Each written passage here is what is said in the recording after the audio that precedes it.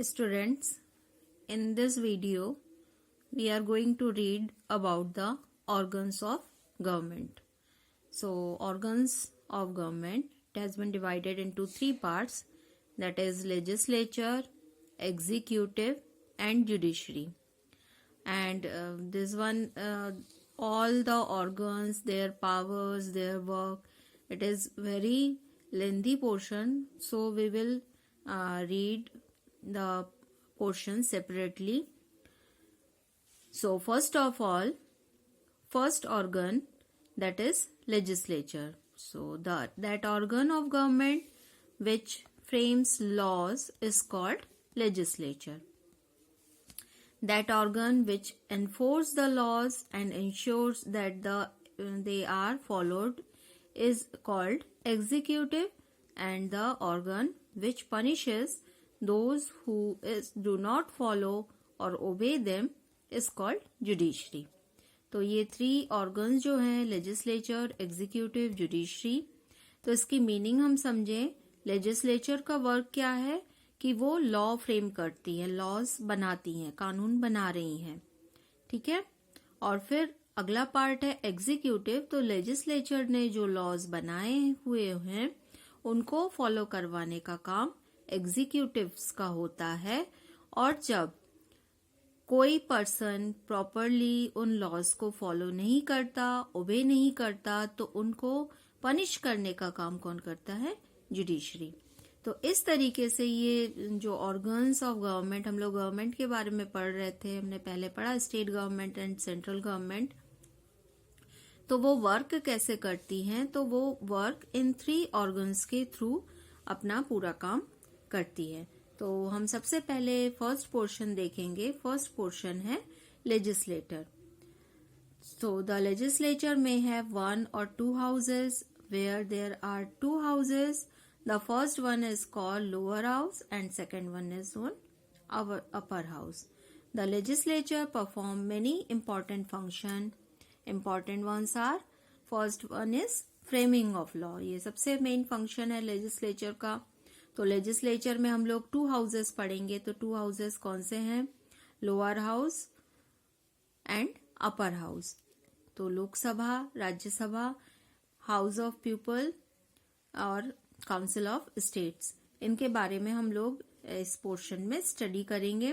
तो जैसा कि हम लोगों ने पहले पढ़ा है, लेजिस्लेचर का जो मेन वर्क है वो है लॉज प्रिपेयर करना. Second one is amendment in the constitution. तो हम प्रीवियस चैप्टर्स में पढ़ चुके हैं कि कॉन्स्टिट्यूशन जो बनाया गया है वो फ्लेक्सिबल भी है और रिजिड भी है. तो कभी कुछ अगर अमेंडमेंट की जरूरत पड़ती है कॉन्स्टिट्यूशन में, तो लेजिस्लेचर जो पार्ट है या ऑर्गन है गवर्नमेंट का, वही इसमें अमेंडमेंट करती है. तो parliament makes necessary amendments as per needs. Third one is administrative function. So the legislature also discharges some important function of exercising control over the executive in the parliamentary form of government. The executive is responsible to the legislature, thus the legislature exercises control over the executive. Next one is to decide policy for the state and the government. तो legislature जो है वो state government के लिए और government किस तरीके से काम करेगी इस सभी बारे में डायरेक्शन और पॉलिसीज बनाती हैं. Next point is functions relating to finance.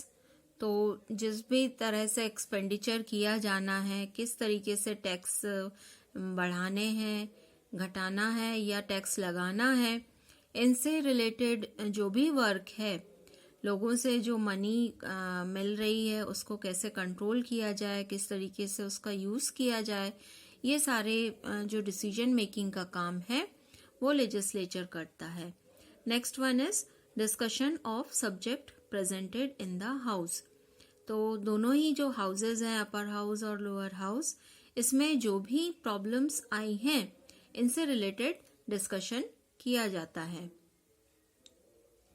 Next one is judicial function.